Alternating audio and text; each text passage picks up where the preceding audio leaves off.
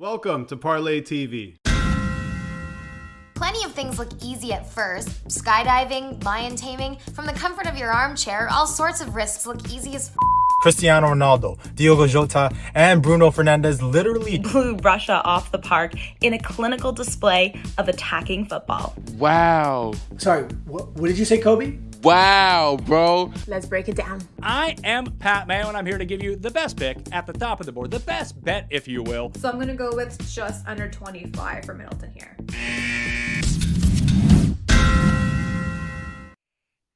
Merry Christmas Eve, everyone. Welcome to the Parleh FC. I'm your host, Albert Vartanian, joined by Sarah Pararia. Sarah, how you doing? I'm good. How are you? Merry Christmas Eve. Thank you. Merry Christmas Eve to you, too. Happy holidays to everyone watching. It's the Boxing Day Premier League preview, match week 19.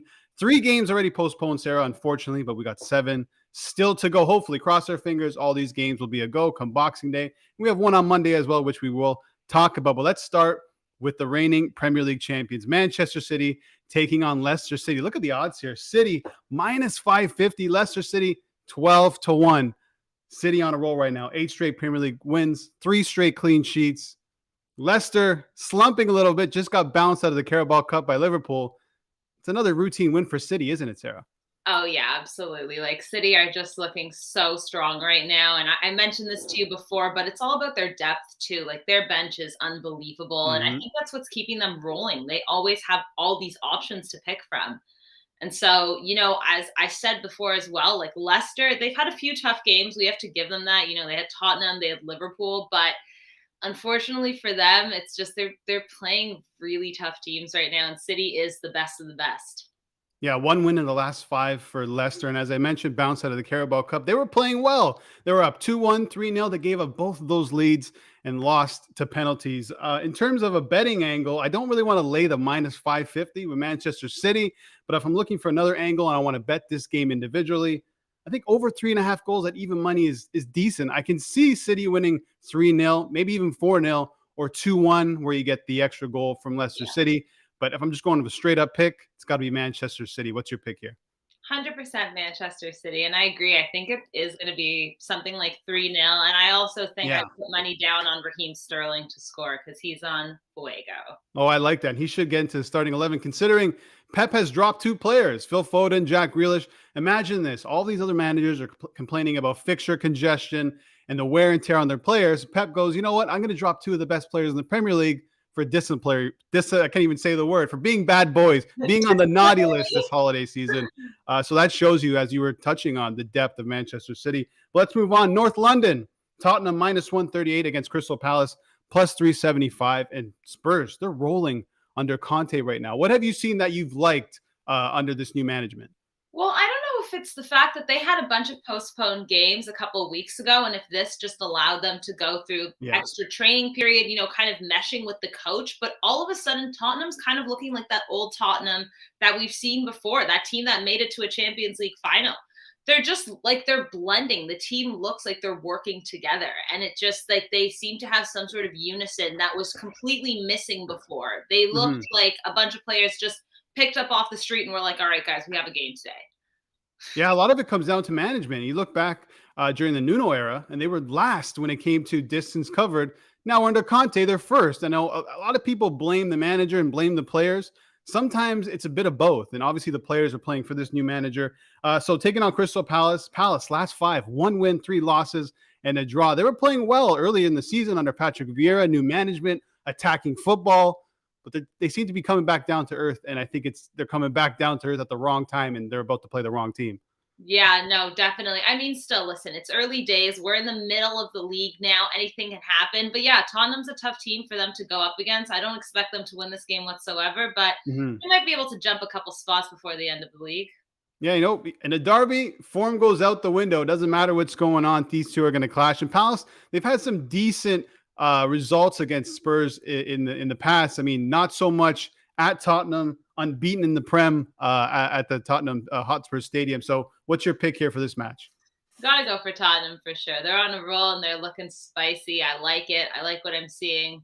Definitely Tottenham. Yeah, Tottenham minus 138. You can even throw them in a parlay piece. I'll have a parlay for you actually at the end of the show, so stay tuned for that. Aston Villa plus 425 at home to Chelsea minus 154. I think this game is so interesting because Chelsea, they're sliding a bit, and Villa actually playing really good football. Under Gerrard, 4 wins and 2 losses, and those losses come in Manchester City and Liverpool, where they weren't really completely outplayed. I mean, they could have gotten results in those 2 matches, and honestly, I think they can pick up a point here. I honestly think this might be the game of the weekend to watch because if you look at it prior to the last few weeks, you'd for sure say Chelsea, no problem. But yeah, Villa have Gerrard. He hates Chelsea. He's definitely going to motivate these guys and light the fire under them a little bit. But Chelsea also have 700 COVID cases. They don't have Jorginho. They don't have Callum Hudson-Odoi. They don't have Timo Werner, Kai Havertz. They are struggling, and I feel bad for them in the sense that it's not, their form necessarily, but they're so they've just been picked to the last bone. Yeah, it looks like right after that loss to Juventus in the Champions League, they really took a serious dip in form. Obviously, COVID cases, injuries play a huge part. We obviously saw in the midfield, no Jorginho and no Conte. When those two aren't in, it's just not the same team. And in that system, you need those 2 core center midfielders there. And when they're out, it's a big problem for Chelsea. Look at this. 1 win in the last 4 Premier League games. They drew to Everton and Wolves. Wolves I can understand, but drawing to Everton, considering how awful Everton has been this season, is a real cause for concern, I think. Yeah, 100%. No, you know what? For this game, I think you're right. I think it's going to be a draw. I can easily see a draw coming out of this. Yeah, that's what I would go for. I know earlier in the week I said I'd pick Chelsea, but the more I think about it, the more we break it down. No, let's get interesting. Well, Chelsea just picked up a win in the Carabao Cup. They beat Brentford 2-0. Pretty comprehensive. They look pretty good. Penalty once again to Jorginho, who really doesn't miss penalties. But if you do like the draw, I like the Villa double chance instead of going straight up. So that means winner, draw, Villa plus 120. Not bad odds. Not bad. Okay. Newcastle, Manchester United, the Monday night game. Newcastle plus 550. United minus 225. United's had 2 games off, postponed due to COVID, which really could have helped them. We saw what happened with Spurs, as you touched on. Maybe they're going to come back playing under Ranić. Maybe they become this high-pressing side that he's expecting us to see. Yeah, well, I think, especially just because they got Ranić, having this kind of time to work with him, I think is really going to help them. And, especially with teams that are in EPL and the Champions League and, everything, they're playing every couple of days. That I completely think this time off for this team especially is going to do wonders. And also the state of Newcastle. I think as much as I hate to say it, it's going to be a Manchester United win. Yeah, Newcastle, I mean, they just 11 goals allowed in their last 3 Premier League games. Let's touch on them quickly. And we've talked about this before, but who can they possibly bring in January that's going to right the ship here for Newcastle? I just don't see it. I think you can have all the money in the world, but it's just not working at the moment. You have a new manager who's trying to get his philosophy across to a team that clearly isn't good enough to be in the Premier League at the moment. Yeah, well, it's tough, right? Because we heard about the new owners with Newcastle and everyone was going crazy because they had so much money. But yeah, they kind of have to start somewhere. They have to start bringing in players where, they're going to kind of be able to be leaders of this team. They can start basing other players around them. Yeah. But I don't know. I don't know how they're going to start. For example, Cavani, he's allegedly leaving United. Apparently he's coming to Barcelona. I would prefer that. Even players like this, older players, but still have even half a season left in them, but are gonna get you the goals. They need to go for players like that. Obviously, they're not gonna get an Erling Haaland out of nowhere, but they need to just start signing players, even if it's for a short period of time, because this team is just a mess. And if they have so much money backing them, make these moves. Yeah, they really need to sort out the defense. You can't be allowing 11 goals in the last 3 Premier League games and expect to stay in the Premier League. So safe to say you're going with United? I sure am. Okay, I like United as well. Not taking the minus 225 unless you're throwing it in a parlay. I like United -1. So if they win by 2 goals, you win your money. If they win by 1, it's a push. You get your money back. So not a bad bet. Speaking of a team that can't score goals, bottom of the Premier League, Norwich plus 700 against Arsenal -250. Listen to this one. Norwich failed to score against Chelsea, City, Liverpool, Spurs, and Arsenal. Do you expect any type of result here for the Canaries? Absolutely not, especially with the form that Arsenal has been in. Can we talk about Martinelli? Yep. all of a sudden Arteta was like, look at this guy on the bench. We got to use him. And he has been unstoppable. I like to see it. I don't have a team in the EPL, but I am happy Arsenal is competing again. And, they're coming back up to their nice little fourth place spot that they always hang out in. They're kind of hanging in that area. And it's nice to see the competition because, there are really good players on this team. And I like, the whole kind of romance story of Arteta being the coach. So I'm happy for Arsenal. And I think, they're doing really well out of nowhere. So I think Norwich is going to get slammed.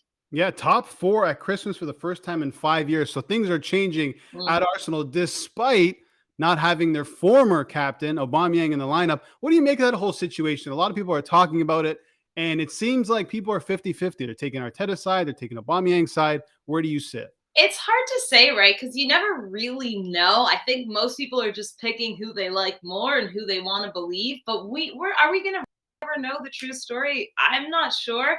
I think the thing is listen, Arsenal's making the best out of a bad situation, and you got to give them credit for that. This is like a really awkward situation. They're in the media. They lost their captain. There's controversy, but they're winning and they're doing well. So kudos to them. Well, that's the thing, right? Winning covers everything. If they weren't winning and this was happening, this would be a whole different story. And I think this would be flipped on Arteta, and it wouldn't be a good look for him. But they're winning, as you said. You're taking Arsenal. I also like Arsenal. Straight up individually, I'm not laying the minus 250, but Arsenal to win to 0 plus 130. I think they get a clean sheet against a team that can't score. West Ham, Southampton. West Ham minus 125 against Southampton plus 333. 1 win in 6 for West Ham. I mean, it wasn't that far long ago we were talking about West Ham. Wow, top 4 team.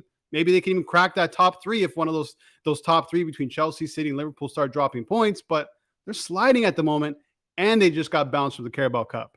Yeah, no, it's tough for them right now too. I know they have some really critical injuries, and that's always, especially difficult when there's a virus going around taking out half the team as well. Right. So I do feel for them. That being said, I think they will be able to win this game. I think it'll be maybe a 1-0 kind of win, but I think it'll be West Ham to win this game. They need the win.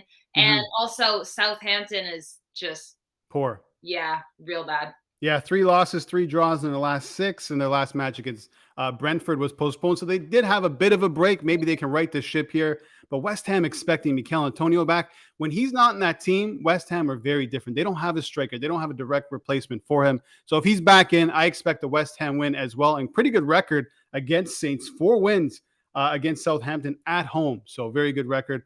We're both going West Ham. I like them both.